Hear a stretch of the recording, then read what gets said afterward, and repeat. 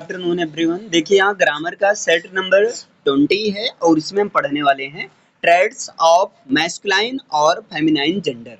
यानी कि इसके पहले बताया गया था कि कुछ स्पेसिफिक रूल्स बताए जाएंगे मैस्कुलाइन और फेमिनाइन जेंडर के, जहाँ पर पर्सोनिफाई किया जाता है नॉन लिविंग को एक लिविंग थिंग्स की तरह ट्रीट किया जाएगा। ओके, यहाँ पर देखिए मैस्कुलाइन जेंडर का जो ट्रेड्स होता है वो होता है पावर, स्ट्रेंथ, और ये फिजिकल होता है।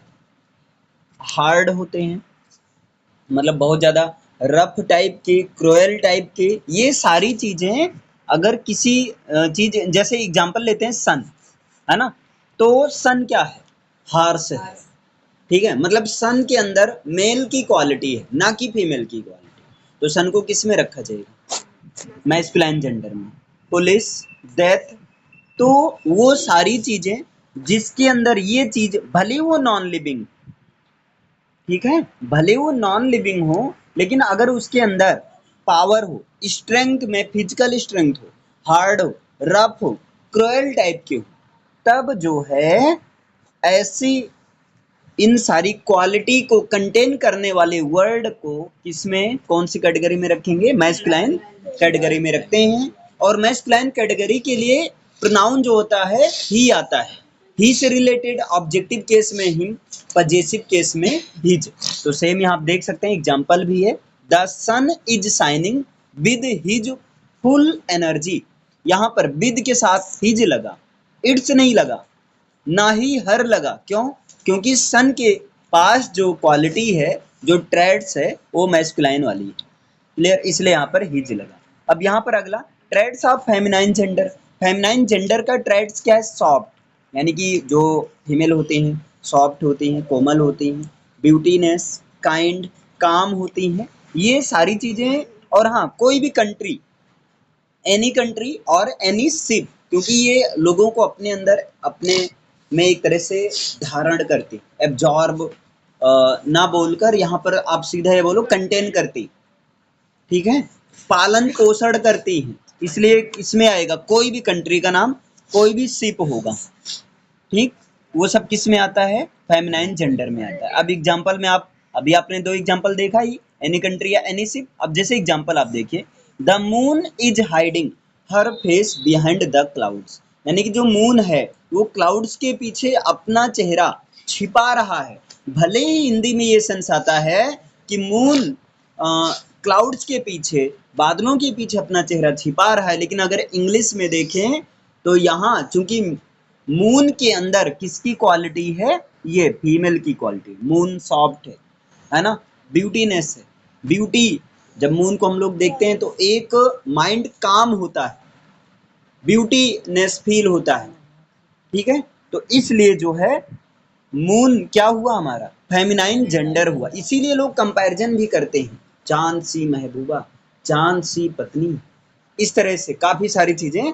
तो बिकॉज ऑफ दिस, फिर यहाँ पर the ship has lost all of. अब बताइए, आप खुद बताइए इसमें क्या फील आएगा, क्या फील होगा? यहाँ क्रू, क्रू का मतलब जो शिप में जो नाविक लोग रहते हैं उनके समूह को क्रू बोला जाता है। ओके, तो यहाँ पर क्या आएगा? शिप। अब भले ये नॉन लिविंग है, लेकिन मैंने बताया था एनी शिप और एनी कंट्री, बिकॉज ये लोगों को अपने ऊपर कंटेन करती है, रखती है, पालन पोषण करती है।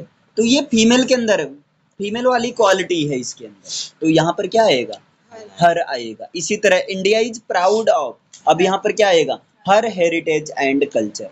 यद्यपि कई जगह इट्स का यूज किया जाता है, लेकिन क्योंकि यहाँ पर इंडिया एक कंट्री है, because of this any country और any ship works as a feminine gender, so we have to use on here her. Clear? Next आप देख सकते हैं कलेक्टिव नाउन का केस क्या है। If collective noun works as a singular, अगर collective noun एक सिंगुलर की तरह एक साथ काम कर रहा है, देन वी यूज इट, तब वहां पर हम इट का यूज करेंगे। और इट से रिलेटेड, जैसे इट से रिलेटेड ही आगे यूज करेंगे। ऑब्जेक्टिव में भी इट होता है, लेकिन पजेसिव में इट्स होता है। But if this noun works as a plural, then we use them.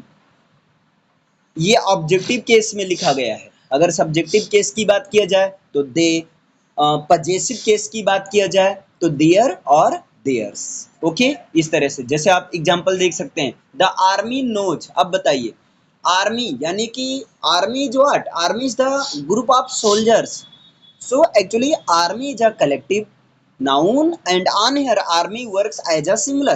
So because of this we use s in the first form of main verb. So the army knows, army singular है तभी तो knows में no में s लगा, तो because of this यहाँ पर its आएगा। क्योंकि यहाँ पजेसिव केस का यूज करना, इट ड्यूटी नहीं, इट्स ड्यूटी। सेकंड एग्जांपल है the jury. Jury is what? Jury is the group of जजेस। You can say bench also because bench is also the group of जजेस। Okay, jury जो होता है न्यायाधीशों का समूह होता है। ठीक, यहाँ वर बिकॉज जूरी यहाँ प्लूरल की तरह ट्रीट कर रहा है तभी तो वर आया, अदरवाइज यहाँ किसका यूज किया जाता है? वाज का यूज किया जाता है। तो यहाँ यहीं से कंफर्म हो जाता है एक तरीका ये। और दूसरा क्या है भाई, यहाँ पर आगे पूरा सेंस है, समझो। The jury were divided in opinions. Opinions यानी कि जूरी अपने अपने, यानी कि जूरी में जितने भी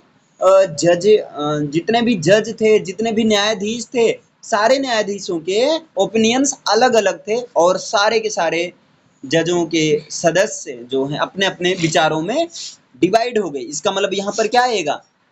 यहाँ पर क्या आएगा? Their. Okay, their, THEIR possessive case का यूज किया जाएगा। Okay, clear? अब यहाँ पर एक क्वेश्चन है, चांद सी महबूबा, क्वेश्चन मार्क हंसिया जैसा चिन्ह है, और यहाँ पर आपको gender answer in comment section. Okay, thank you everyone.